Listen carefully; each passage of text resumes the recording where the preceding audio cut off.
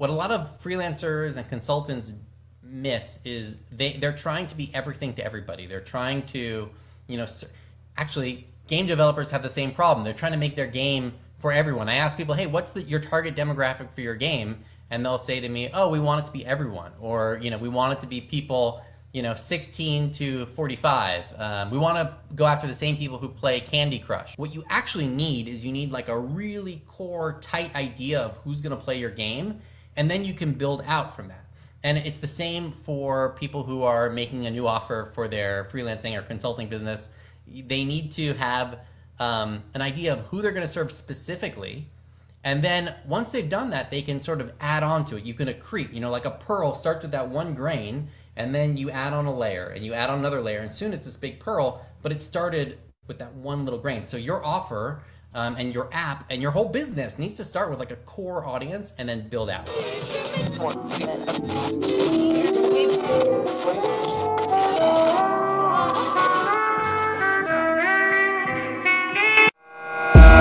We leveled up one of our major funnels and it rapidly increased the conversion rate.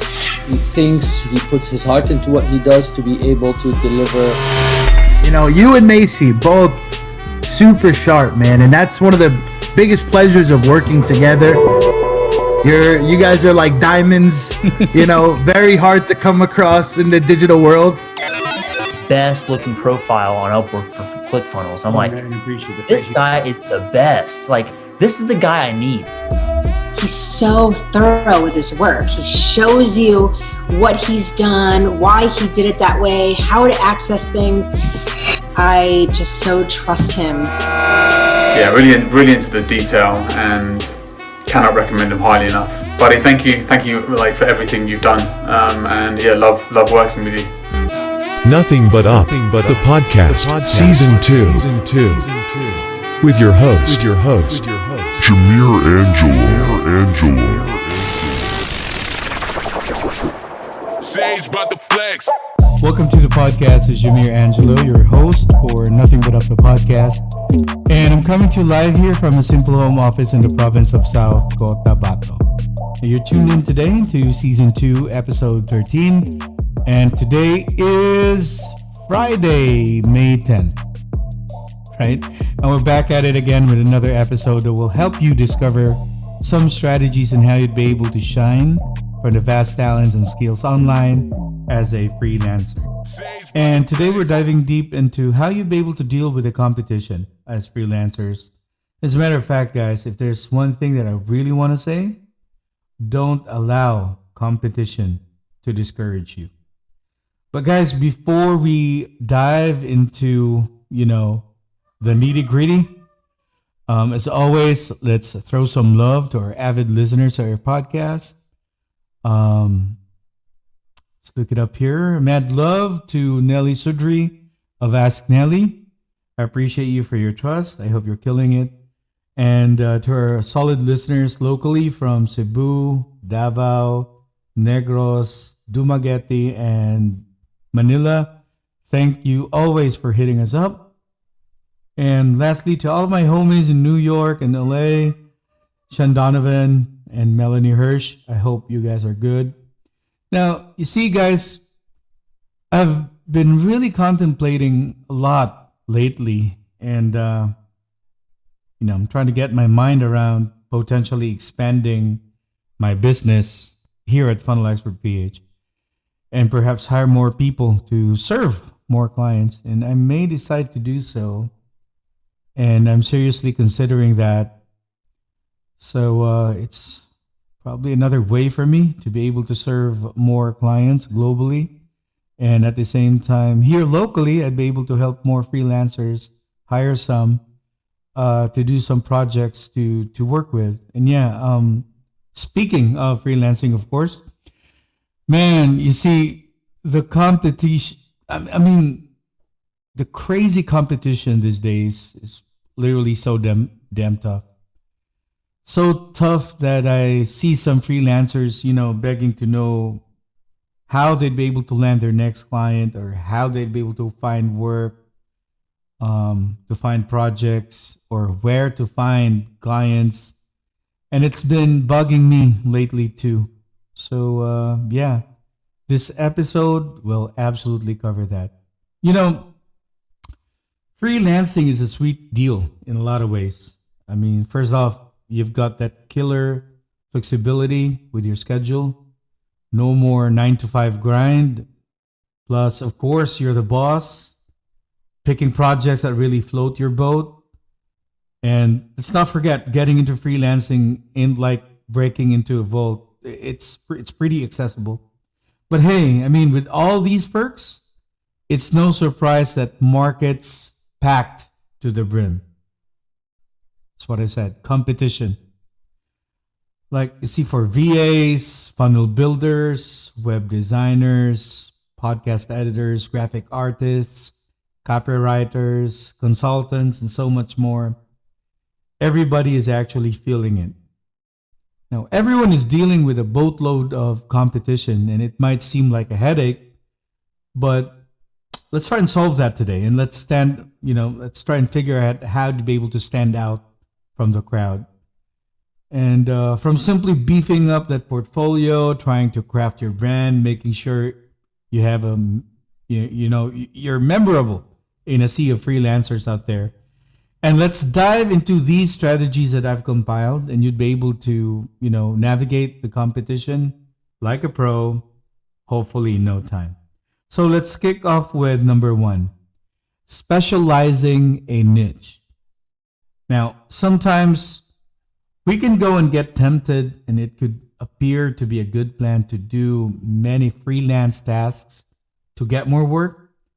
However, if you do that, you won't become good at one thing, and you won't have a strong advantage. Now, I mean, the best thing to do is to find a niche. So picking a specific area of work that you can focus on. So for example, if you're a writer, you can specialize in making VSL or writing VSL copy. If you're also a digital marketer, for example, focus on funnels and serve clients exclusively doing funnels. Or better yet, you can focus on Facebook ads and position yourself as a go-to guy for Facebook advertising. Now, if you keep learning all about this area and work on projects related to it, you'll probably become really good at it. You know what I mean? Then you can ask for more money for your work, right?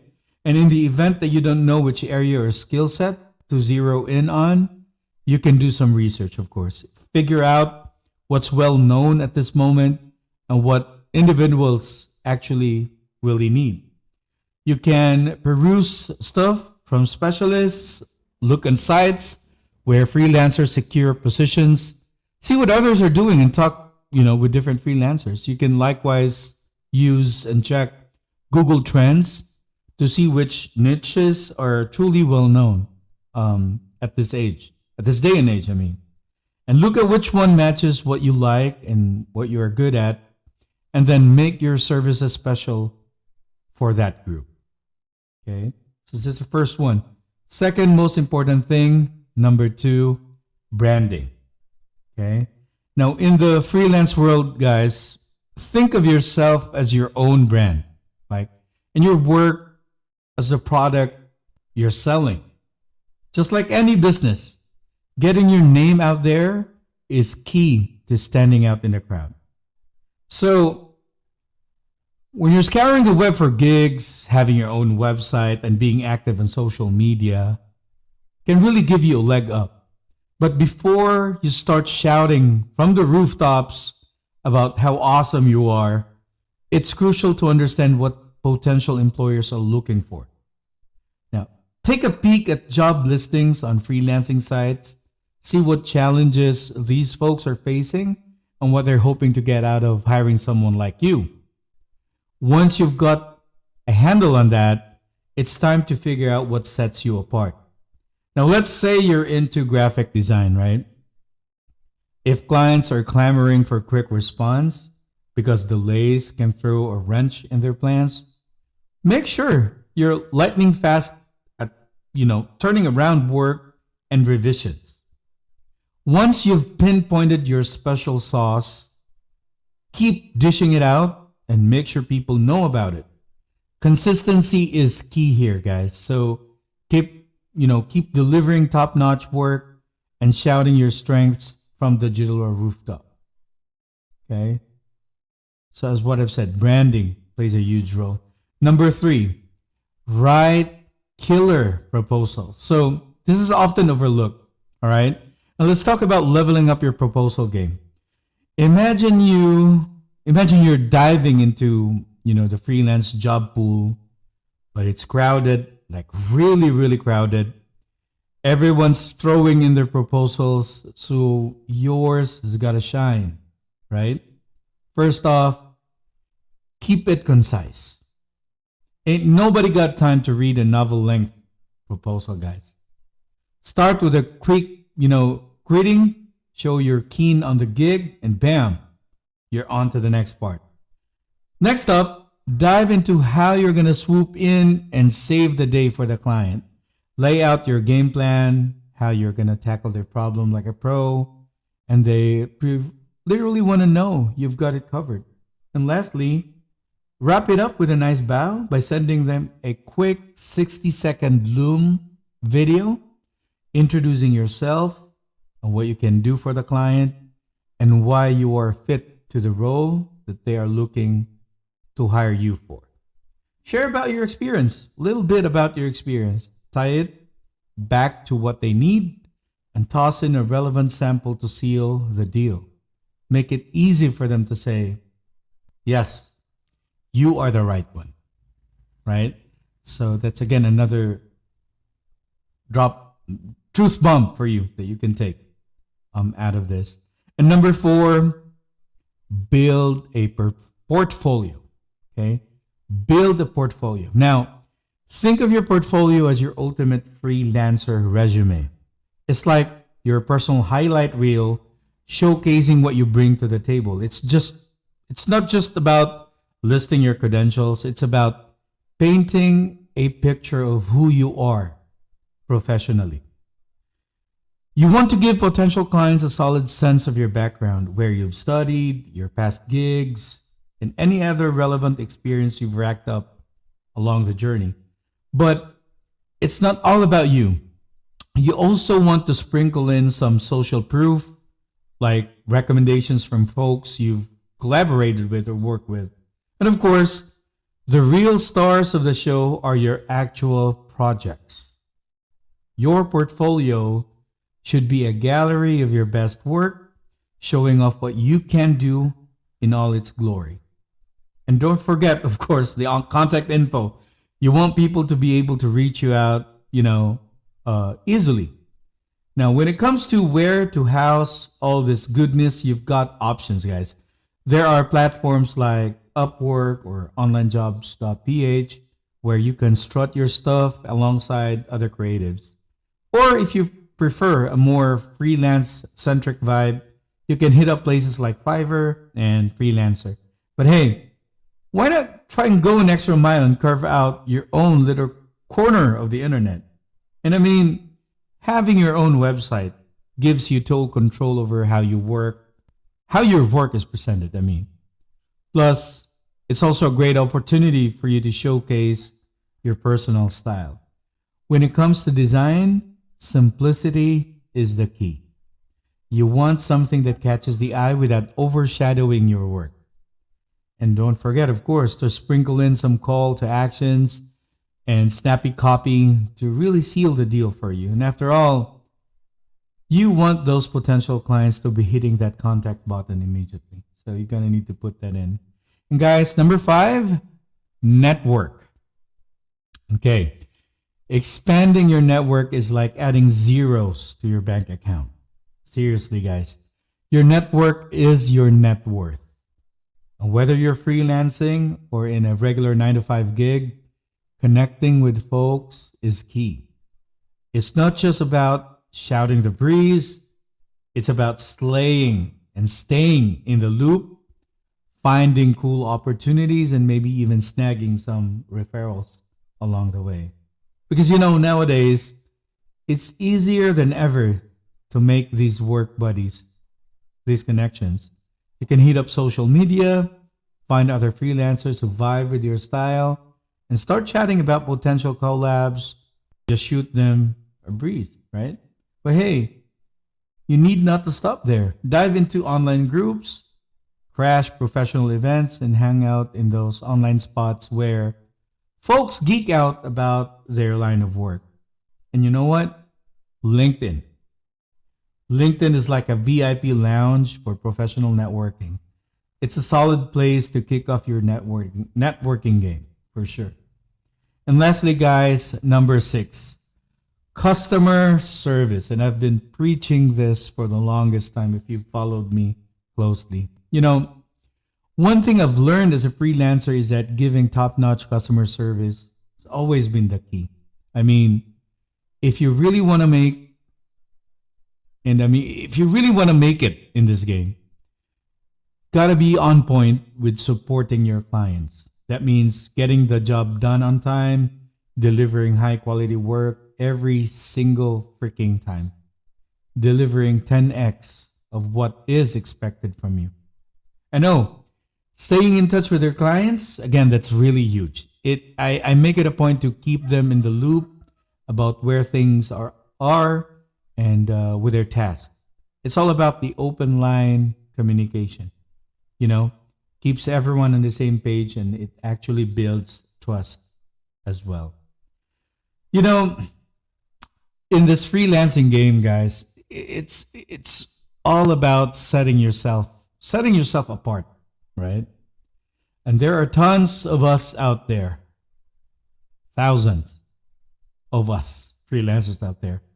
But if you want to make those lasting connections and stand out from the crowd, you gotta need to find your niche, your specialty. Ever thought about what makes you unique?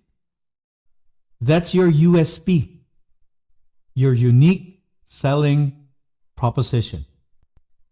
And once you've got that down, it's all about shouting it from the rooftops, making sure everyone knows why they should choose you over the rest. And hey, speaking of making yourself known, those proposals I've mentioned, those need to be sharp as a tack. Make them irresistible. And your portfolio, that's your golden ticket, guys. It's like your resume on steroids. People gonna see what you're capable of. But you know what really seals the deal? Networking. It's like the secret sauce of freelancing success. Get out there, meet people, make connections, and you never know where your next opportunity might come. Right? And no, staying on top of industry trends, that's non-negotiable. Things change fast in this gig economy, so you gotta need to keep your finger on the pulse.